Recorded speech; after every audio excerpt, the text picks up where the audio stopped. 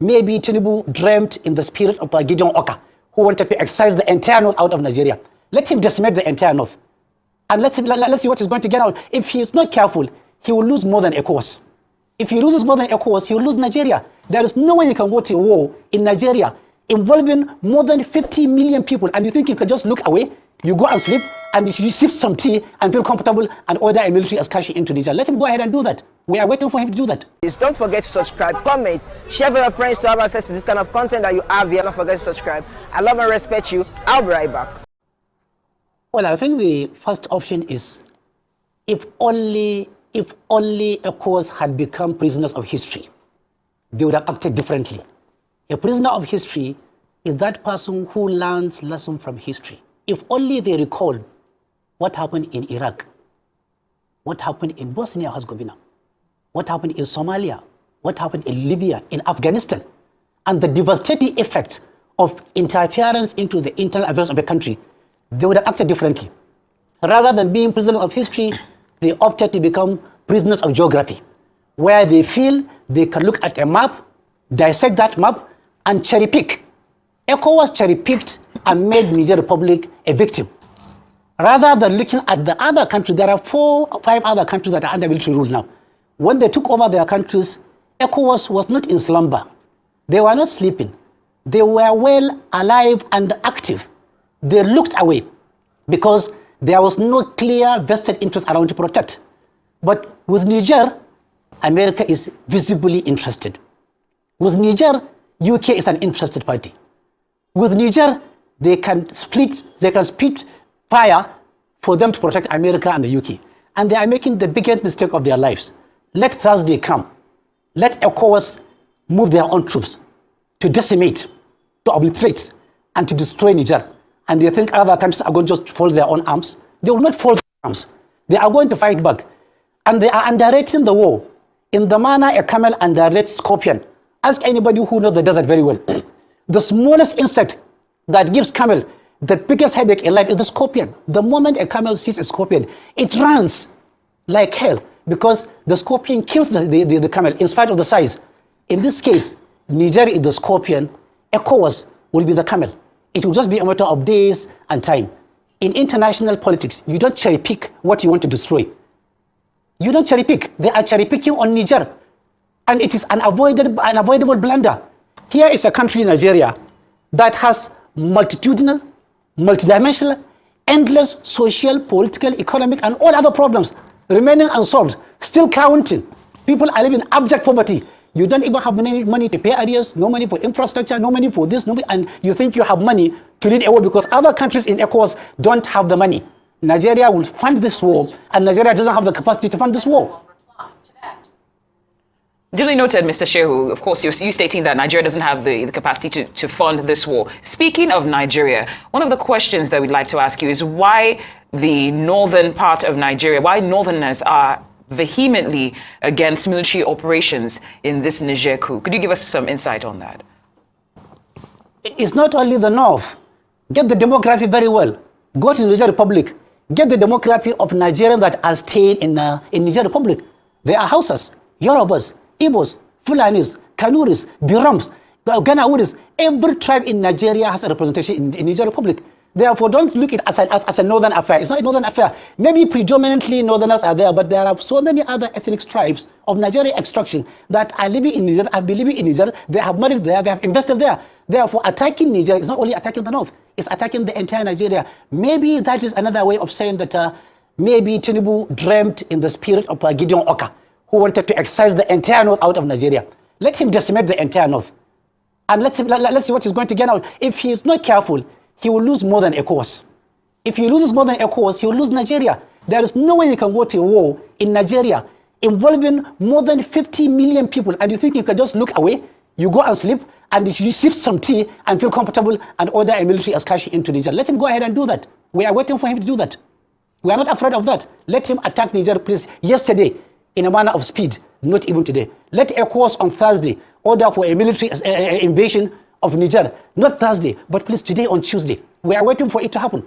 We hope not to. It's the proverbial rock between a hard place. In one situation, we have a country like Nigeria that isn't completely politically stable in and of itself. And then we have another country right next to it, well, a bunch of countries that have military juntas who are at the helm, and they seem quite politically unstable as well. Military governments.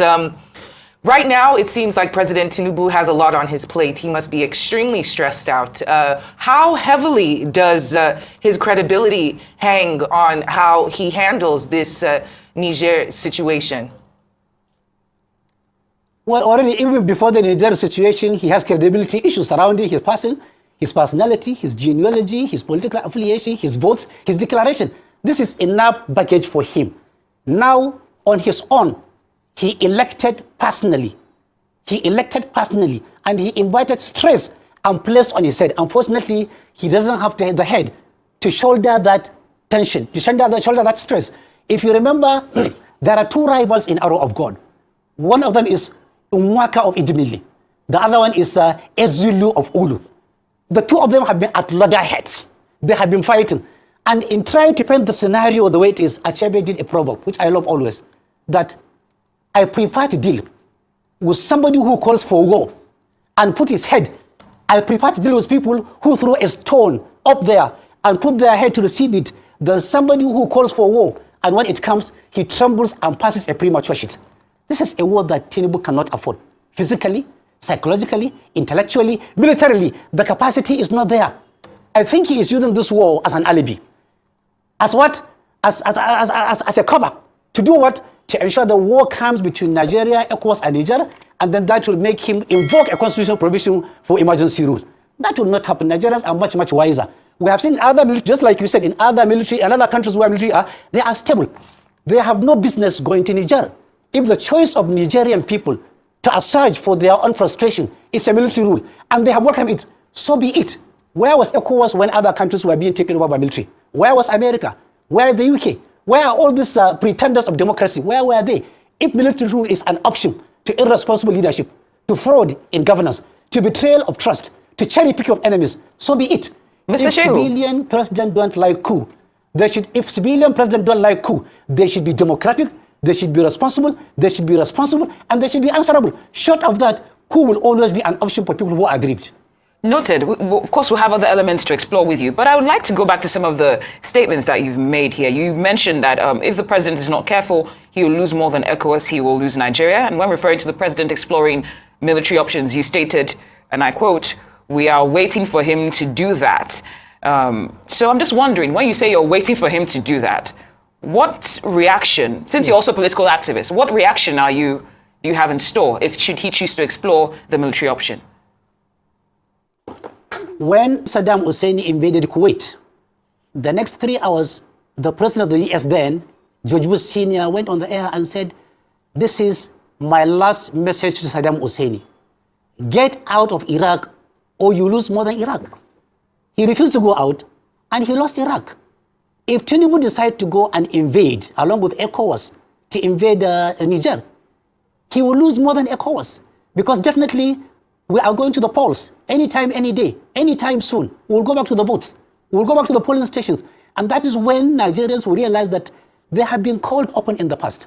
Be wary, be careful, beware of a Tinubu presidency. They didn't hear. Now we are seeing the manifestation of absolute failure and incapacity, inability, and lack of experience. Only an inexperienced president, barely 3 months in an office, can begin to think of war. Therefore, our option, violence is not an option. Our options are always, under democracy, our voters' card, our voices, our communication, our resolve to work in team and ensure that people who are bloodthirsty, who cannot go to the blood bank and get a blood, rather they want a fresh blood, will not govern Nigeria, will not preside over Nigeria, and will not continue to decide the fate of Nigerians. Already it's a country where everybody is on his own, everybody for himself, survival of the fittest. The devil take the hindmost. People are angry, they are hungry, businesses have been crippled, relationships have been destroyed. And yet, under this terrible situation, somebody is thinking of war. Perish that thought of going to war. But for war, let him go to war. In war, there are multiple casualties from both ends. Only God knows what are going to be the casualties of the war between Nigeria. In fact, it's even between Nigeria, because Nigeria will sponsor this war, either by getting loan or by mortgaging anything. Other ECOWAS countries are gasping. They are economically dispossessed. They are down. They are below zero line. Let us see how under this situation he will go and borrow money to fund a war, a white-collar war, a war of emotions, and a war that will take him nowhere.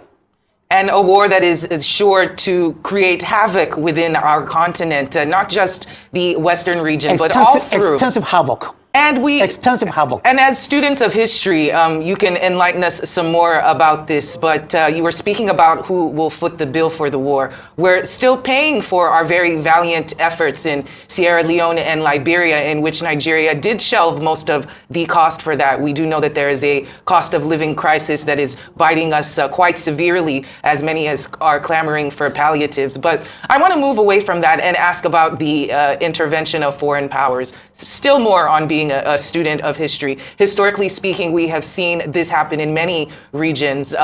Right now, it is a power play between France and Russia, it seems. We know that the former French colonies are super annoyed with with France. They don't want anything to do with them. We've seen them expel them over the last couple of months. And here comes Russia, who is fighting its own war and creating havoc, internationally speaking. We have the Wagner troops who have decided to help liberate Niger. In such situations where people of a different skin color or a different background and different heritage come to liberate us, we do know that it ends not always the way that we plan. Can you speak about Russia's role in the Niger war, and also France as well? It's not a fight between France and Russia as such. There are three parties versus a party. Proxies. The first party is America. Second party is the UK. The third party is the collective union of Europe altogether put together. On one hand. On the other hand, you have Russia. All of them are not in Niger, will not be in Niger for God and country. No, they are there for economic reasons. America, Europe, and France are feeling the pain of the dominance of Russia in their energy requirements. 80% of the energy requirement in Europe comes from Russia. Therefore, they are looking for a way out. The only way out they had was they funded a so-called pipe, AKK file of gas, running through Niger right into Europe so that it would checkmate the excesses and the dominance of Russia in supplying energy. This is the great opportunity for Russia to ensure that that project will not go on. America, Europe, and France will have to continue depending on Russia's gas and energy for any time, for a long, very, very long time to come. Therefore, it's a convergence of hypocrisy, cherry picking, wickedness, man's inhumanity to man, and power against weakness. They are feasting on Niger simply because they are fighting a proxy war. Niger is inconsequential if there was no uranium in Niger. If there was no this pipeline of gas in Niger, it would have been nothing. When you say liberating Niger, I just laugh before I come to comment on it. What are you liberating there? Niger is the second poorest country in the world. Their per capita is virtually below zero line if you compare to any of the international currencies. The educational sector is virtually zero. Health sector virtually zero. No agriculture, nothing. They have not been liberated of hunger, of starvation, of backwardness, of ignorance, of environmental challenge. They are coming to liberate them, to liberate their own uranium. They are coming to destroy them. They are coming to annihilate them. They are coming to exterminate them. They are coming to obliterate them simply because of man's inhumanity to man. They have refused to learn a lesson in Afghanistan. After decades of war, they ran out. America has forgotten how it went into a small country, Somalia. During Mohammed Farah ID, during those presidents, they went into Somalia and they ran out. Their militaries were being dragged in the city of Somalia. Have they forgotten about that? Mr. Have Shehu. they forgotten how they created millions of orphans Mr. in Shehu. Iraq, in Iran, in Syria? Mr. Shehu, apologies for interrupting, but we do have 3 minutes with you. I'd like to give you the opportunity to give us your what you think the solution and the way forward, best approach would be regarding this situation, please. The solution is that ECOWAS, through its own chairman, Bola Tinubu, should look inwards. They should retract. They are already at war with Niger. They have cut up light, closed all borders, placed all other embargoes on them, air, sea, land embargo. This is clinically war. It's a clinical war. Clearly, a war is already happening in Niger. ECOWAS and Tinubu should look back, look inwards, retract, become prisoners of history. Avoid being prisoners of geography. Think wisely, act wisely, behave wisely before it is too little too late. Otherwise, this will be the end of your course. This is ODUA TV Watch. Don't forget to subscribe, comment your opinion, like, comment and share so that other people can get access to what you enjoy on our channel. Thank you. We love you.